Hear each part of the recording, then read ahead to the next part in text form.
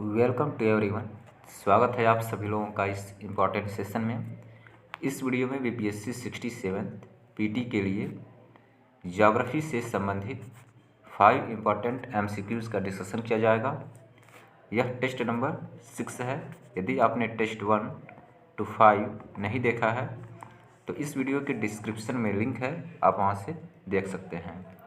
यदि आप चैनल पर पहली बार विजिट किए हैं तो चैनल को सब्सक्राइब करें, बेल आइकन को प्रेस करें ताकि आने वाले वीडियो का नोटिफिकेशन मिलती रहे।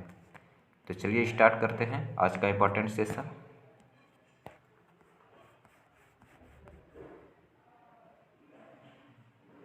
तो देखिए क्वेश्चन नंबर 1 है, हिंद महासागर और लाल सागर को कौन सी जल संधि जोड़ती है? ऑप्शन ए है बाब अल मंडेब जल संधि, ऑप्शन बी है हारमुज, ऑप्शन सी है बोस्पोरस जल संधि, ऑप्शन डी है मलक्का और ऑप्शन ई है उपर्युक्त में से कोई नहीं, उपरोक्त में से एक से अधिक। इस क्वेश्चन में बताना है कि हिंद महासागर और लाल सागर को कौन सी जल संधि जोड़ती है। जल संधि जल का वह संकरा भाग होती है जो दो जल राशियों जलीय भागों को जोड़ती है। तो देखिए इस क्वेश्चन का सही आंसर होगा ऑप्शन ए बाब अल मंडेब जल संधि। बाब अल मंडेब जल संधि हिंद महासागर और लाल सागर को जोड़ती है। इस क्वेश्चन की व्याख्या देख लेते हैं।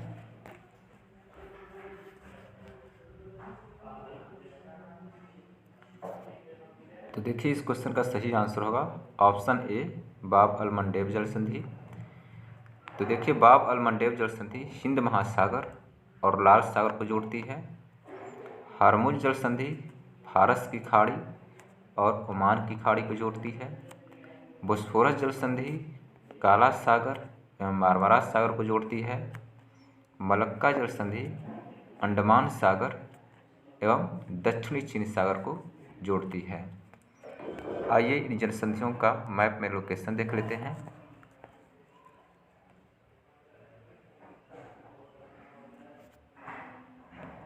तो देखिए यह इंडियन ओशन है, हिंद महासागर है। मैप में आप लोग देख सकते हैं।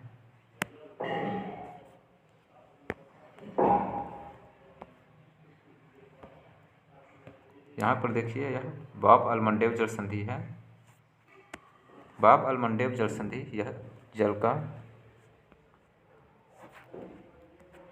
का संकरा भाग जो है बाब अल मंडेब जल संधि यह लाल सागर और हिंद महासागर को जोड़ती है। चूँकि क्वेश्चन में पूछा गया है कि हिंद महासागर और लाल सागर को कौन सी जल संधि जोड़ती है, तो बाब अल मंडेब जल संधि।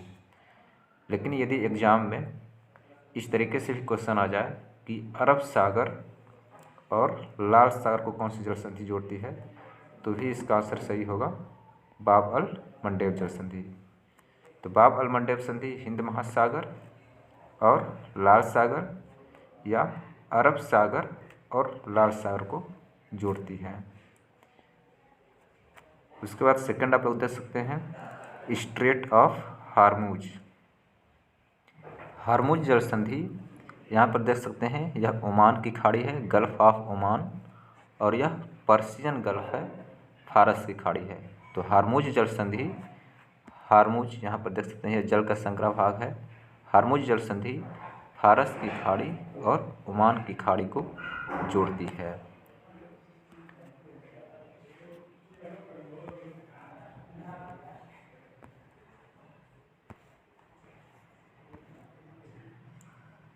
यहाँ पर देखिए यह मलक्का जल संधि है। यह जल का संकरा भाग मलक्का जल संधि है जो अंडमान सागर को साउथ चाइना सी दक्षिणी चीन सागर से जोड़ती है। मलक्का जल संधि अंडमान सागर और दक्षिणी चीन सागर को जोड़ती है। और एक क्वेश्चन और एग्जाम में पूछा जाता है सुंडा जल संधि। तो देखिए सुंडा जल संधि यह हिंद महासागर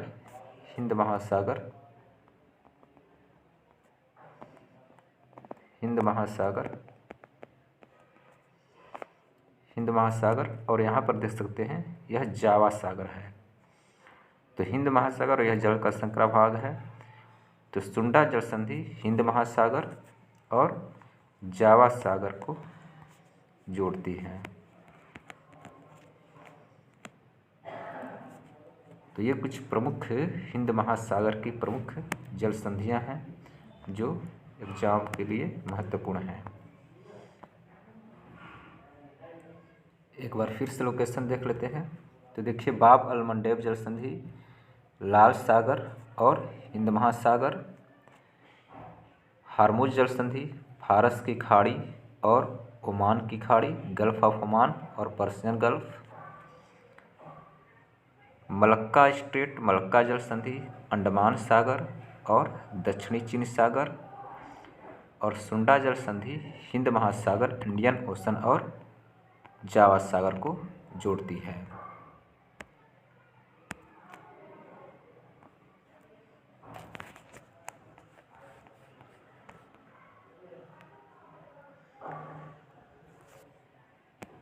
इसके बाद देखिए, यह बोस्पोरस जल संधि है। बोस्पोरस जल संधि ब्लैक सी और सी ऑफ मार्मरा, मार्मरा सागर और काला सागर को जोड़ती है, बोस्पोरस जल संधि।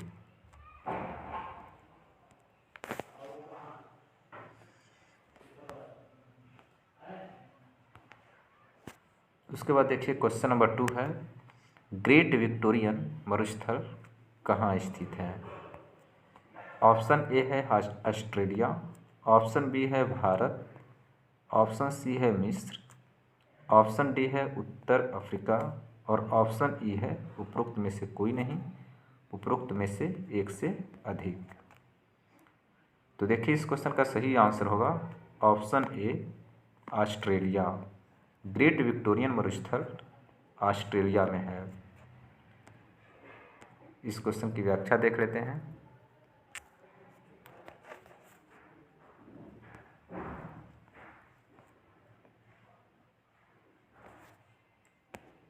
तो देखिए, ग्रेट विक्टोरियन मरुस्थल, ग्रेट विक्टोरियन डेजर्ट दक्षिणी पश्चिमी ऑस्ट्रेलिया में स्थित है। यह ऑस्ट्रेलिया का सबसे बड़ा मरुस्थल है। ग्रेट विक्टोरियन मरुस्थल ऑस्ट्रेलिया का सबसे बड़ा मरुस्थल है जो दक्षिणी पश्चिमी ऑस्ट्रेलिया में स्थित है। ग्रेट विक्टोरियन मरुस्थल का मैप में लोकेशन देख लेते हैं। तो यह देख सकते हैं आप लोग, यह वेस्टर्न ऑस्ट्रेलिया है, पश्चिमी ऑस्ट्रेलिया है, और यहाँ पर ग्रेट विक्टोरियन मरुस्थल, यह ग्रेट विक्टोरियन मरुस्थल है। यहाँ पर देख सकते हैं ग्रेट सैंडी डेजर्ट है, ग्रेट सैंडी डेजर्ट, और यहाँ पर देख सकते हैं सिम्सन डेजर्ट है, सिम्सन मरुस्थल है। तो देखिए, Great Sandy Desert, Gibson Desert, Great Victorian Desert, यह तीनों मरुस्थल ग्रेट सैंडी, गिब्सन और Great Victorian Desert 3G, Great Sandy, Gibson और ग्रेट विक्टोरियन, ये तीनों पश्चिमी ऑस्ट्रेलिया में हैं। और यहाँ पर देख सकते हैं यह सिम्सन डेजर्ट है। एक क्वेश्चन माउंटेन रेंज से आता है। तो यहाँ पर आप लोग देख सकते हैं ग्रेट डिवाइडिंग रेंज जो ऑस्ट्रेलिया के पूर्वी हिस्से में है, ग्रेट डिवाइडिंग रेंज पर्वत श्रेणी, ग्रेट डिवाइडिंग रेंज ऑस्ट्रेलिया के पूर्वी हिस्से में है, पूर्वी भाग में है। और यहाँ पर एक क्वेश्चन आता है Great Barrier reef. Great Barrier reef जो है ऑस्ट्रेलिया के उत्तर पूर्वी तट के सहारे स्थित है, जो विश्व की सबसे लंबी प्रवाल भित्ति है। ग्रेट बैरियर रीफ ऑस्ट्रेलिया के नॉर्थ ईस्ट में है। तो यहाँ पर Great Sandy Desert, Gibson Desert और ग्रेट विक्टोरियन डेजर्ट, ये तीन प्रमुख मरुस्थल हैं।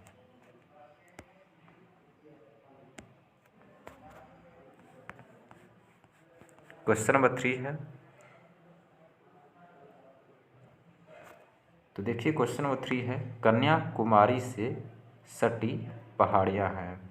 ऑप्शन ए है नीलगिरी पहाड़ियाँ, ऑप्शन बी है कार्डमम पहाड़ियाँ, ऑप्शन सी है अन्नामलाई पहाड़ियाँ, ऑप्शन डी है शिवराय पहाड़ियाँ और ऑप्शन ई है उपर्युक्त में से कोई नहीं, उपर्युक्त में से एक से अधिक। इस क्वेश्चन में बताना है कि कन्याकुमारी से सटी पहाड़ियाँ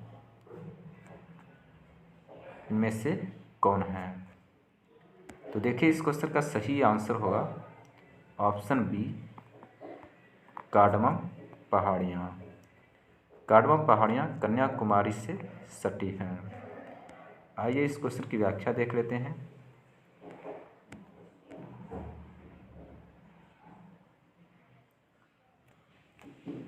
तो देखिए इस क्वेश्चन का सही आंसर होगा ऑप्शन बी कार्डमम पहाड़ियाँ। पश्चिमी घाट पर्वत हिमालय के बाद भारत की दूसरी सबसे लंबी पर्वत श्रेणी है। इसकी लंबाई लगभग 1500 किलोमीटर है। इसे सहयात्री के नाम से भी जाना जाता है। पश्चिमी घाट को सहयात्री के नाम से भी जाना जाता है। नीलगिरी पहाड़ी एक स्थलीकृत गांठ नोट है जहां पूर्वी घाट एवं पश्चिमी घाट मिलते हैं। नीलगिरी का सर्वोच्च शिखर डोडा बेटा है। नीलगिरी का सर्वोच्च शिखर डोडा बेटा है जो दक्षिण भारत का दूसरा सर्वोच्च शिखर है। डोडा बेटा नीलगिरी का सबसे ऊंचा शिखर और दक्षिण भारत का दूसरा सर्वोच्च शिखर है। दक्षिण भारत का सर्वोच्च शिखर अनाईमुडी है जो अन्नामलाई पहाड़ी में स्थित है। अन्नामलाई पहाड़ी नीलगिरी के दक्षिण में स्थित है। अन्नामलाई के दक्षिण में कार्डमम इलायची की पहाड़ियाँ हैं जो कन्याकुमारी के नज़दीक स्थित हैं।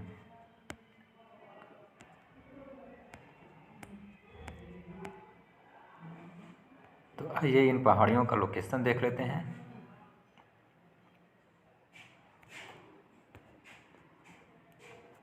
तो यहाँ पर देख सकते हैं मैप में इनका लोकेशन।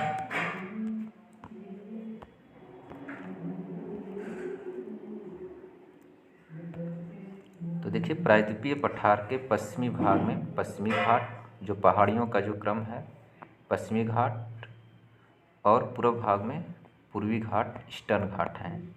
ये दोनों पहाड़ियाँ नीलगिरी पहाड़ी पर आकर के मिलती हैं।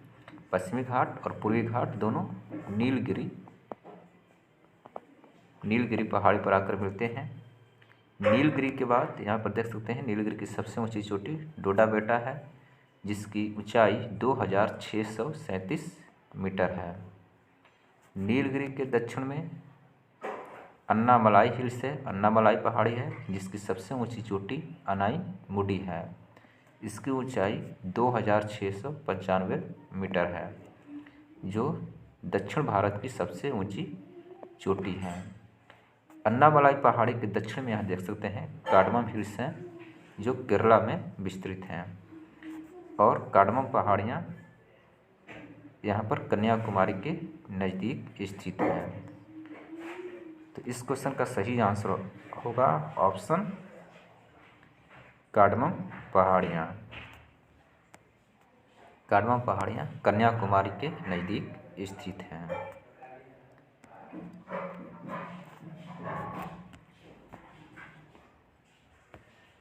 तो देखिए कार्डमम पहाड़ियाँ कार्डमम हिल्स केरला में विस्तृत है, केरल में विस्तृत हैं।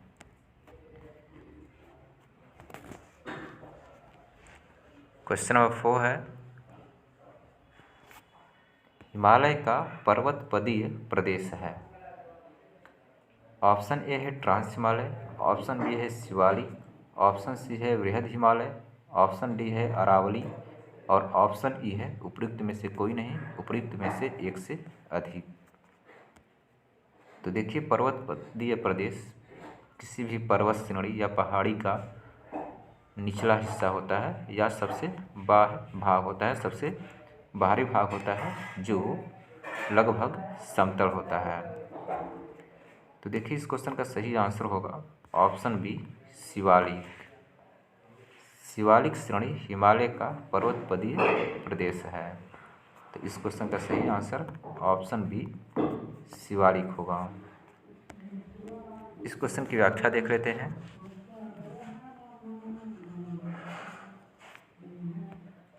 तो देखिए इस क्वेश्चन का सही आंसर होगा ऑप्शन बी शिवालिक। हिमालय का पर्वतपदीय प्रदेश शिवालिक श्रेणी के दक्षिण में स्थित है। यहाँ पर देख सकते हैं हिमालय का सबसे बाहरी भाग, सबसे बाह्य श्रेणी शिवालिक की श्रेणी है। हिमालय की 3 प्रमुख श्रेणियाँ हैं, बृहद हिमालय, मध्य हिमालय और शिवालिक श्रेणी। और हिमालय पार हिमालय में ट्रांस हिमालय आता है। ट्रांस हिमालय के अंतर्गत 4 श्रेणियाँ आती हैं, काराकोरम श्रेणी, लद्दाख श्रेणी, जास्कर श्रेणी और कैलाश श्रेणी। यह ट्रांस हिमालय के अंतर्गत आती हैं।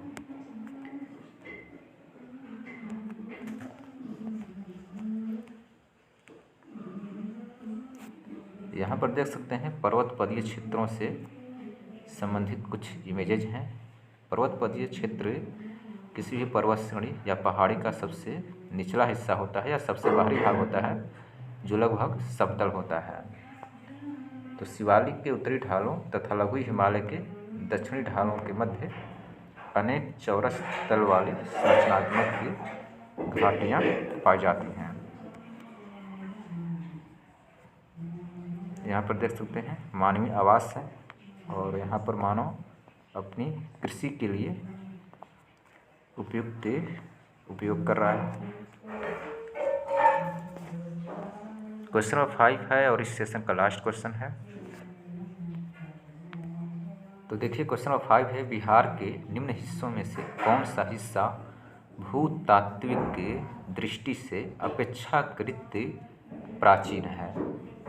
ऑप्शन ए है रोहतास पठार, ऑप्शन बी है उत्तर पश्चिमी पहाड़ियाँ, ऑप्शन सी है खड़गपुर पहाड़ियाँ, ऑप्शन डी है उत्तर गंगा मैदान और ऑप्शन ई है उपयुक्त में से कोई नहीं, उपयुक्त में से एक से अधिक। तो देखिए इस क्वेश्चन का सही आंसर होगा ऑप्शन सी खड़गपुर पहाड़ियाँ। खड़गपुर पहाड़ियाँ दिए गए ऑप्शन में से बिहार का अपेक्षाकृत भूतात्विक दृष्टि से प्राचीन हिस्सा है। तो इस क्वेश्चन का सही आंसर ऑप्शन सी खड़गपुर पहाड़ियाँ होगा। आइए इस क्वेश्चन की व्याख्या देख लेते हैं। तो देखिए इस क्वेश्चन का सही आंसर होगा ऑप्शन सी खड़गपुर पहाड़ियाँ। खड़गपुर पहाड़ियाँ धारवाड़ क्रम की हैं, जबकि रोहतास पठार विंध्यन क्रम की है। उत्तर पश्चिमी पहाड़ियाँ बिहार के उत्तर पश्चिम में स्थित जो पहाड़ियाँ हैं शिवालिक हिमालय का भाग है जो तृतीय क्रम टर्सरी क्रम की, तथा उत्तरी गंगा मैदान नवीनतम है। खड़गपुर की पहाड़ियाँ बिहार के मुंगेर में स्थित हैं। तो ये थे आज के 5 इम्पॉर्टेंट MCQs। यदि वीडियो का आपको अच्छा लगा तो वीडियो को लाइक करें, शेयर करें और यदि आप चैनल पर पहली बार विजिट किए हैं तो चैनल को सब्सक्राइब करें, बेल आइकन को प्रेस करें ताकि आने वाले वीडियो का नोटिफिकेशन मिलती रहे। Thank you.